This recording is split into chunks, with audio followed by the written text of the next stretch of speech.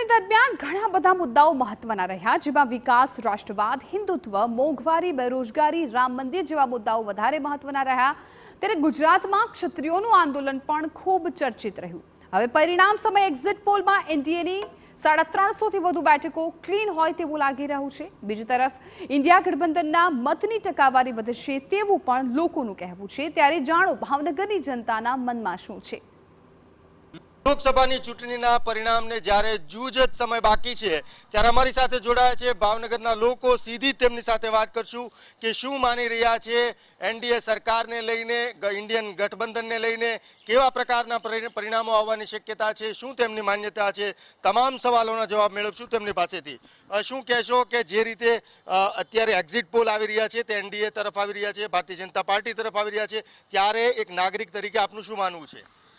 ખાસ કરીને હિન્દુત્વના મુદ્દાઓ પર જ્યારે જે પક્ષ ચૂંટણી લડે છે એની બહુમતી જ આવે એ ભારત દેશની અંદર સંભવ છે.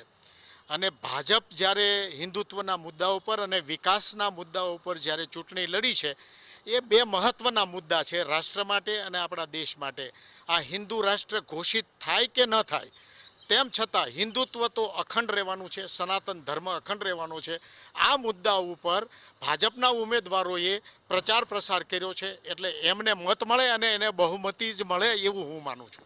હિન્દુત્વના મુદ્દાને લઈને પરિણામ તેના તરફ આવે તેવું એમનું માનવું છે. શું માનો છો આપ કે આ વખતેના મોંઘવારીનો મુદ્દો છે કે જે રીતે ઇન્ડિયન ગઠબંધનનું જે પ્રચાર પ્રસાર હતો તે લાગે છે અસર કરે? મોદી સાહેબનો જે વિકાસ છે એ વિકાસના હિસાબે મોદી સાહેબની ફરી સરકાર બને છે. જે બેરોજગારીનો પ્રશ્ન હતો તો એમાં તો ઘણા અંશે એમાં લોકોને રોજગારી મળી છે. ભાજપના જે સારી સારી યોજનાઓ છે લોકો સુધી પહોંચી છે.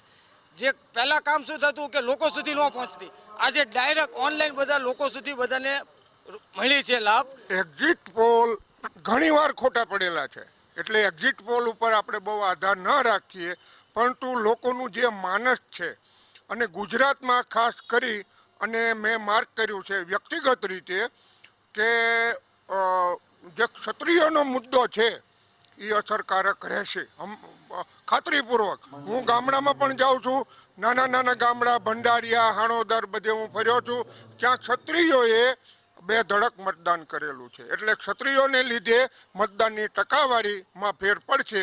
એકંદરે ટકાવારી તે જેની આવે એની, પણ એને લીધે વડીલનું માનવું છે કે ક્ષત્રિય આંદોલન છે તે આ પરિણામ પર અસર ગુજરાતમાં કરી શકે છે.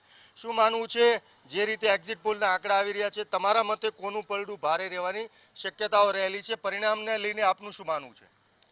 એક્ઝિટ પોલને જોતા અને જે રીતે નરેન્દ્રભાઈ મોદીના નેતૃત્વમાં ભારતીય જનતા પાર્ટી જે એક બૂથ લેવલ સુધીનું કાર્ય કર્યું છે, એ બૂથ લેવલ સુધીના કાર્યકર્તાઓએ જે રીતે વધાવ્યું છે એને ધ્યાનમાં રાખી અને ભારતીય જનતા પાર્ટીની એનડીએની સરકાર ફૂલ બહુમત સાથે આવશે. આ હતા ભાવનગરના લોકો. તેમનું અલગ અલગ મંતવ્યો છે. અમુક લોકોનું માનવું છે કે હિન્દુત્વના મુદ્દાને લઈને એનડીએ સરકાર આવી રહી છે અને એક્ઝિટ પોલના આંકડા સાચા છે, જ્યારે અમુક લોકોનું માનવું છે કે ક્ષત્રિય આંદોલન ગુજરાતમાં અસર કરશે, જ્યારે અમુક લોકોનું માનવું છે કે આવનારા સમયની અંદર એક્ઝિટ પોલ છે આંકડા ખોટા પણ હોઈ શકે છે અને પ્રજાએ જે કામ થયું છે તેને લઈને મત આપ્યો છે.